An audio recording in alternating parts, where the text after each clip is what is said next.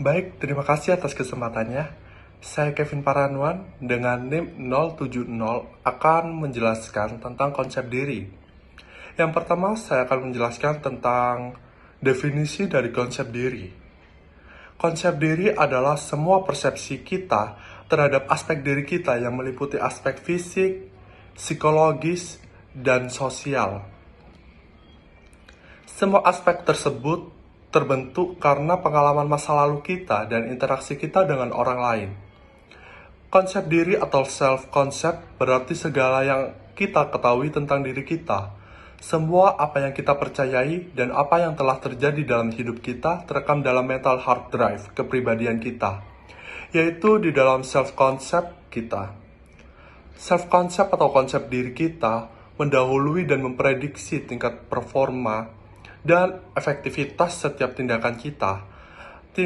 Tingkah laku nyata kita akan selalu konsisten dengan self-concept yang terdapat di dalam diri kita. Oleh karena itu, rekan-rekan sekalian, perbaikan di segala sesuatu atau di segala bidang kehidupan kita harus dimulai dari perbaikan di dalam self-concept kita. Baik rekan-rekan, yang selanjutnya yang akan saya jelaskan adalah bagian utama dari konsep diri rekan-rekan. Seperti yang rekan-rekan lihat di dalam PowerPoint ini, yang pertama ada self-ideal, yang kedua ada self-esteem atau harga diri mungkin ya. Yang ketiga ada self-role atau peran, dan tentunya self-identity or identitas diri. Rekan-rekan sekalian, keempat elemen tersebut merupakan satu kesatuan yang membentuk kepribadian kita. Menentukan apa yang biasa rekan-rekan pikir, rasakan, dan lakukan, serta akan menentukan segala sesuatu yang terjadi kepada diri rekan-rekan sekalian. Rekan-rekan, yang pertama yang akan saya bahas adalah self-ideal, yang nomor 1. Self-ideal itu adalah komponen pertama dari self-concept atau konsep diri rekan-rekan sekalian. Self-ideal kita itu terdiri dari harapan, impian, visi, dan idaman. Rekan-rekan sekalian, self-ideal itu terbentuk dari kebaikan, nilai-nilai dan sifat-sifat yang paling kita kagumi dari diri kita, maupun bisa juga nih dari orang lain yang kita hormati. Self-ideal adalah sosok seperti apa yang paling kita inginkan untuk bisa menjadi diri kita di segala bidang kehidupan kita. Bentuk ideal ini akan menuntun kita dalam membentuk perilaku kita. Lalu selanjutnya yang perlu kita bahas yang kedua ini, self-esteem. Kalau tidak salah seperti yang Anda lihat nih dari PowerPoint-nya, itu self-esteem adalah harga diri. Nah, rekan-rekan, self-esteem itu adalah seberapa besar kita menyukai diri kita sendiri. Semakin kita menyukai diri kita, maka semakin baik juga rekan-rekan akan bertindak dalam bidang apapun yang kita tekuni. Dan tentunya semakin baik performansi kita akan semakin menyukai diri kita. Nah, bagian ini adalah komponen emosional dalam kepribadian kita. Komponen-komponen pentingnya itu seperti bagaimana rekan-rekan berpikir, bagaimana rekan-rekan merasa, bagaimana rekan-rekan bertingkah laku, dan juga mungkin rekan-rekan bisa mencoba memberikan jawaban sebuah simulasi nih. Contohnya kayak, siapa saya? Mengapa saya ada? Apa keunggulan atau kelebihan yang saya miliki? Untuk siapa saya bekerja atau kuliah? Apa hasil atau produk dari pekerjaan saya atau kuliah saya? Lalu di mana saya dapat mengerjakannya? Nah, rekan-rekan sekalian, itu tadi tentang self-esteem. Nah, sekarang kita beralih nih ke yang ketiga. Yang Anda lihat di PowerPoint itu ada peran atau self-role. Nah, self-role itu adalah serangkaian pola sikap perilaku, nilai dan tujuan yang diharapkan oleh masyarakat dihubungkan dengan fungsi individu di dalam kelompok sosial. Setiap orang disibukkan oleh beberapa peran yang berhubungan dengan posisi pada tiap waktu sepanjang daur kehidupannya ya. Harga diri yang tinggi merupakan hasil dari peran yang memenuhi kebutuhan dan cocok dengan ideal diri. Nah, nih rekan-rekan, selanjutnya nih bagian terakhir dari bagian utama self-concept. Apa sih yang terakhir? Nah, pasti ini udah lihat nih di PowerPoint. Yaitu ada self-identity, atau kita menyebutnya dengan identitas diri. Self-identity adalah kesadaran tentang diri sendiri yang dapat diperoleh individu dari observasi dan penilaian dirinya. Menyadari bahwa eh, ini ya, menyadari bahwa individu dirinya itu berbeda dengan orang lain. Seseorang yang mempunyai perasaan identitas diri yang sangat kuat itu akan memandang dirinya berbeda dengan orang lain. Dan tidak ada duanya tentunya. Rekan-rekan sekalian, identitas berkembang sejak masa kanak-kanak, bersamaan dengan berkembangnya konsep diri atau self-concept kita. Dalam identitas diri itu ada otonomi. Apa sih otonomi itu? Dalam identitas diri itu ada otonomi, yaitu mengerti dan percaya diri, respect terhadap diri, lalu mampu menguasai diri, dan tentunya nih mengatur diri dan menerima diri. Itu saja yang bisa saya jelaskan, mungkin bisa dilanjutkan dengan rekan saya yang selanjutnya. Terima kasih. Baik, terima kasih atas kesempatannya. Saya Firlia Anastasia dengan NIM 202101010166 ingin mempresentasikan apa itu faktor-faktor pembentukan konsep diri. Yang pertama ada A. The significant others, B. Reference group, C. Teori perkembangan diri, D. Perception. Lalu penjelasan. Pertama, penjelasan dari A. The significant others, yaitu orang lain yang kita anggap penting atau biasa, di mana konsep diri dipelajari melalui kontak dan pengalaman orang lain. Belajar dari diri sendiri melalui cerita orang lain dengan cara pandangan diri merupakan interpretasi dari pandangan orang lain terhadap diri sendiri. Lalu B, reference group, yaitu kelompok yang dipakai sebagai acuan. Kelompok tersebut memberi arahan dan pedoman agar kita mengikuti perilaku yang sesuai dengan norma yang berlaku dalam kelompok tersebut. Hal ini terkait dengan sifat manusia yang selalu hidup dalam kelompok. C. Teori perkembangan diri. Konsep ini mengartikan bahwa konsep diri belum ada waktu lahir. Konsep diri berkembang secara bertahap sejak lahir. D. Perception, yaitu persepsi individu terhadap diri sendiri dan penilaiannya, serta persepsi individu terhadap pengalamannya akan situasi tertentu. Konsep diri dapat dibentuk melalui pandangan diri sendiri dan pengalamannya. Assalamualaikum warahmatullahi wabarakatuh. Perkenalkan, nama saya Ika Himalia dengan NIM 202101021085. Di sini saya akan menjelaskan tentang aspek konsep diri. Aspek konsep diri terdiri dari 5 macam, yaitu yang pertama physical self, yang kedua yaitu moral etika self, yang ketiga adalah personal self, yang keempat adalah family self, dan yang terakhir adalah social self. Yang pertama tadi adalah physical self. Apa sih itu physical self? Physical self adalah aspek yang menyangkut persepsi seseorang terhadap keadaan dirinya sendiri secara fisik. Dalam hal ini terlihat persepsi seseorang mengenai kesehatan dirinya dan juga penampilannya. Seperti seseorang berpandangan bahwa dirinya itu cantik, dirinya itu menarik, dan juga terkadang dia memiliki pandangan bahwa dirinya tidak menarik. Dan juga dia harus mengetahui tentang keadaan tubuhnya seperti tinggi, pendek, gemuk, dan kurus, seperti itu. Yang kedua yaitu adalah diri moral etika. Diri moral etika adalah aspek yang persepsi seseorang terhadap dirinya dilihat dari standar pertimbangan nilai moral dan etika. Hal ini menyangkut persepsi seseorang mengenai hubungan dengan Tuhan, kepuasan seseorang akan kehidupan keagamaannya, dan nilai-nilai moral yang dipegangnya, yang meliputi batasan baik dan buruk.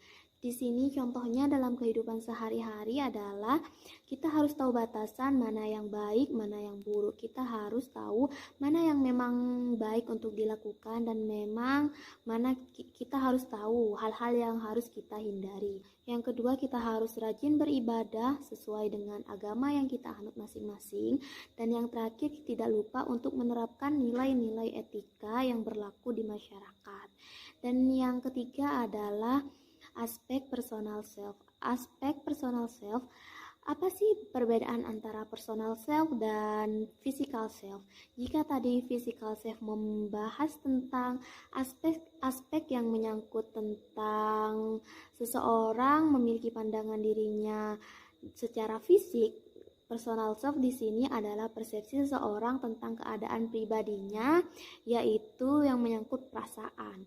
Hal ini tidak dipengaruhi oleh kondisi fisik ataupun hubungan dengan orang lain, tetapi dipengaruhi oleh sejauh mana individu merasa puas terhadap pribadinya atau sejauh mana ia merasa dirinya sebagai individu yang tepat. Jadi intinya di sini adalah personal self ini adalah pandangan terhadap diri kita. Kita harus merasa puas terhadap diri kita. Kita harus bangga menjadi diri kita sendiri dan juga kita harus mencintai diri kita sendiri. Love yourself and be yourself. Tetaplah menjadi dirimu sendiri. Sekian dari saya. Untuk penjelasan selanjutnya akan dilanjutkan oleh rekan saya. Terima kasih. Wassalamualaikum warahmatullahi wabarakatuh. Terima kasih atas kesempatannya. Perkenalkan, nama saya Fikri Haikal dengan NIM 053. Di sini saya akan menjelaskan tentang diri, keluarga atau family self. Aspek ini menunjukkan perasaan dan harga diri seseorang dalam kedudukannya sebagai anggota keluarga. Bagian ini menunjukkan seberapa jauh seseorang merasa dekat terhadap dirinya sebagai anggota keluarga serta terhadap peran maupun fungsi yang dijalankannya sebagai anggota dari suatu keluarga, yang artinya seseorang merasa bahwa dirinya berguna dan memiliki kedudukan atau dianggap dalam keluarga tersebut menjalankan fungsinya sebagai anggota dari satu keluarga. Yang kedua, diri sosial atau social self. Aspek ini merupakan penilaian individu terhadap interaksi dirinya dengan orang lain maupun lingkungan sekitarnya, yang artinya sikap seseorang dapat dilihat dari cara dia berinteraksi dengan orang lain. Jika ia pendiam, jarang mengobrol, berarti dia seorang yang antisosial atau introvert. Sedangkan jika dia mudah mengobrol atau ramah kepada setiap orang, berarti dia orang yang friendly dan mudah bergaul dengan lainnya. Yang selanjutnya, hambatan dalam membangun konsep diri. Yang pertama, hambatan yang berasal dari lingkungan. Lingkungan salah satu faktor penghambat dalam pengembangan potensi diri. Hambatan ini antara lain disebabkan sistem pendidikan yang dianut, lingkungan kerja yang tidak mendukung semangat pengembangan potensi diri, dan tanggapan atau kebiasaan dalam lingkungan kebudayaan. Selanjutnya akan dijelaskan oleh rekan saya. Terima kasih. Terima kasih atas kesempatannya. Saya Priska Serena Putri dengan NIM 072. Di sini saya akan menjelaskan tentang hambatan yang berasal daripada individu sendiri. Hambatan yang berasal dari individu sendiri adalah pada diri sendiri. Misalnya, berprasangka baik atau buruk, tidak memiliki tujuan yang jelas, keengganan mengenal diri sendiri, ketidakmampuan mengatur diri, kemampuan yang tidak memadai untuk memecahkan masalah, kreativitas rendah, wibawa rendah, dan kemampuan pemahaman menjadi lemah. Contohnya seperti punya keinginan tetapi tidak berani mengambil resiko. Misalnya seperti kita ingin kuliah sambil bekerja, tetapi kita bingung mengatur waktunya seperti apa, dan alhasil kuliah menjadi berantakan, tugas menjadi keteteran, dan nilai menjadi kurang baik. Selanjutnya adalah tentang perubahan konsep diri dan penerapannya dalam kehidupan sehari-hari. Seperti telah diuraikan di atas, konsep diri merupakan informasi tentang diri seseorang dan lebih bersifat subjektif. Dalam konsep diri memuat perkiraan mengenai apa yang akan terjadi di masa mendatang dan berusaha untuk bisa mewujudkannya. Perkiraan tersebut sebenarnya bisa negatif atau kurang tepat, dan seseorang dapat mengubahnya sehingga menghasilkan konsep diri yang baru dan menyenangkan. Terima kasih. Selanjutnya akan dijelaskan oleh partner saya. Mengenal diri. Mengenal diri sendiri adalah awal mengenai kebenaran. Socrates mengistilahkannya dengan gnotisism, know yourself. Orang perlu mengenal siapa dirinya yang sebenarnya, sehingga ia mengenal kebenaran.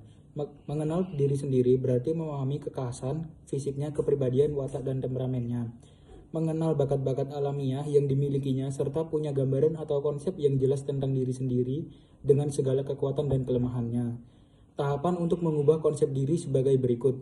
Yang pertama, tetapkan perubahan yang akan dicapai. Yang kedua, dapatkan umpan balik dari orang lain.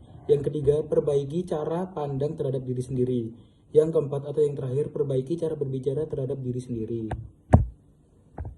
Penerapan konsep diri dalam kehidupan sehari-hari. Dalam bermasyarakat, kita menghadapi berbagai sikap dan perilaku yang berbeda-beda.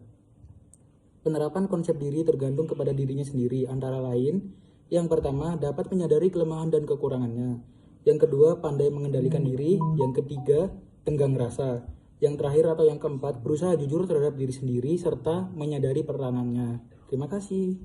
Assalamualaikum warahmatullahi wabarakatuh. Perkenalkan, nama saya Dinda Dewi Pramesti dengan NIM 2021 01 02 1061. Di sini saya mau mempresentasikan cara mengenal diri. Yang pertama, bersikap terbuka dan melalui kebersamaan orang lain. Kedua, melalui penelusuran bakat dan kepribadian. Ketiga, melalui pengalaman sehari-hari. Yang keempat, selalu refleksi dan perenungan diri pribadi, merumuskan potret diri sendiri. Manfaat dan tujuan mengenal diri. 1. Seseorang dapat mengenal kenyataan dirinya dan sekaligus kemungkinan-kemungkinannya, serta diharapkan mengetahui peran apa yang harus dia lakukan untuk mewujudkannya. 2. Sebaliknya, orang yang tidak mengenal dirinya tidak mengenal apa yang harus dikerjakan dan dikembangkannya. Yang ketiga, tidak memahami posisi diri akan membuatnya sulit mengarahkan diri kepada tujuan hidupnya, sehingga gagal dalam mengulang hidupnya. Yang keempat, dapat terhindar dari stres. Apa yang seorang pikirkan akan bisa memengaruhi kondisi emosional. Yang kelima, mudah mencari solusi. Seorang lebih mudah mencari solusi yang tepat jika sudah mengenal dirinya. Kesimpulan. 1. Mengenal akan fisik, menyadarkan diri untuk menerima diri apa adanya. 2. Dengan menerima diri apa adanya, orang bisa sukses karena ia mau mengenal diri, berangkat dari yang ada padanya, tidak menyalahkan keadaan fisik. 3. Menjadi percaya diri, mampu berusaha, menjadi berkat bagi sesama. 4. Lebih bersikap terbuka atau menerima akan saran orang lain. Yang kelima, mengetahui kelebihan dan kekurangan yang dimiliki. Seseorang bisa mengenal kelebihan dan memperbaiki kekurangannya.